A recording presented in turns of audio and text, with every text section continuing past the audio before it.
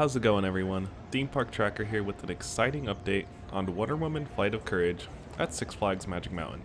So let's get started right away on this rainy morning at the park. As you can see, construction on the new gift shop in DC Universe is still moving along. Scaffolding is still up and stucco has recently been applied. The building looks awfully similar to the Teen Titans spinner off to the right, and how the roof resembles the entrance arch to the spinner. Not too much has changed throughout the rest of the land that we can see from this angle. There was work being done on those planters in the center of the land, and as mentioned in past updates, hopefully they have some shady trees throughout the land and those planters. Also, we got our first glimpse of the train moving on the final brake run. The workers were manually pushing the train up and down the brake run. This is an exciting development, and we'll see more of it later in the video. Good news over by Asa Clubs. They have removed the construction fences that were sitting right up against the tables. This area is now fully accessible again, and I wonder if they plan on putting more tables up to the fence and remove the fencing entirely directly in front of the tables, or add more to keep it as a secluded dining area. Right where the green fence starts is where the transition from the nicer black fence to chain link starts, and the dining area ends, leading to the old tidal wave pool. Another interesting development is again in front of Justice League. They are digging trenches again for what looks like to add lighting to the coaster. Those newly poured footers could be the basis for floodlights that will illuminate the coaster at night. Although it's unlikely, it'd be neat if they put color changing lights instead of plain white LEDs shining on the coaster. Anyways, spread throughout the ground they have chosen this light brown or orange gravel to be placed. This looks similar to the gravel used under the High Five element of West Coast Racers. This will improve the aesthetic and landscaping around the coaster, instead of just being all gray with the concrete around the area. Again, obviously trees can't go here because of the coaster, but hopefully they can put together a neat looking desert landscape underneath the coaster.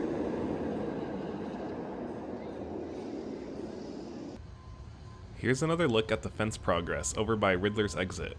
The poles for the nicer fence are up behind the temporary chain link fencing. Guests will still be able to access the area just up to where the planter ends around the corner.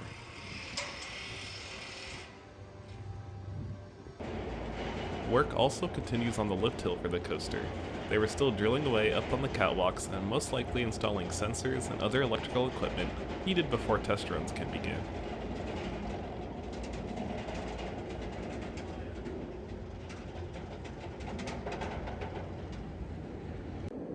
Beneath that, by the exit to Riddlers, they put this new wall of chain link fence that runs up along the supports for Riddlers Revenge.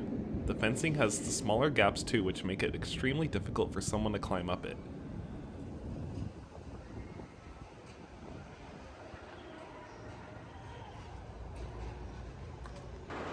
Now over to the bigger news we saw earlier. They were pushing the train along the final brake run. Earlier it started on the transfer track, where it has been sitting for the past few days, and then workers moved it up the hill manually by pushing it.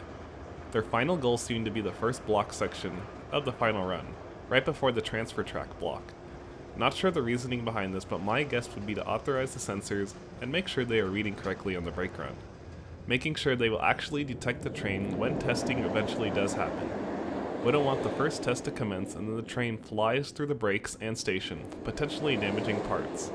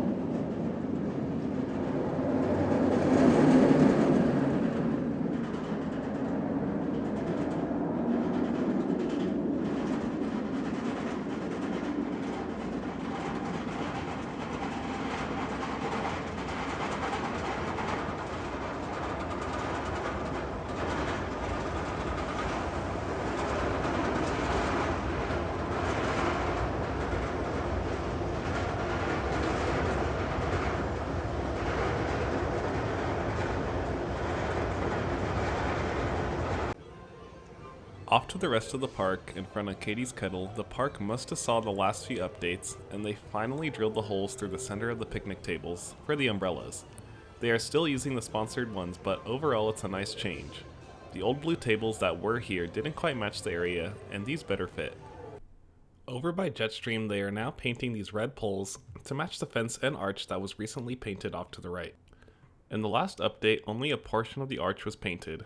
Now the entire side facing Jetstream has the sunset fade to it, and it actually doesn't look too bad. I imagine the park will now paint the rest of the stucco such as those above the arcade machine. They might even redo the entire Jetstream queue and bridge in a similar color theme. Lastly, Twisted Colossus is now getting lockers. They are placed off to the right in the Flash Pass entrance, and in that empty space that just had the vending machines.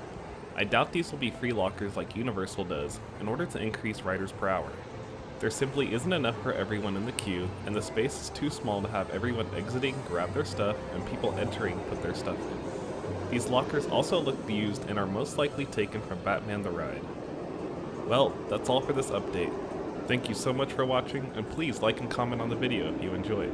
Thanks again, and see you on the next update.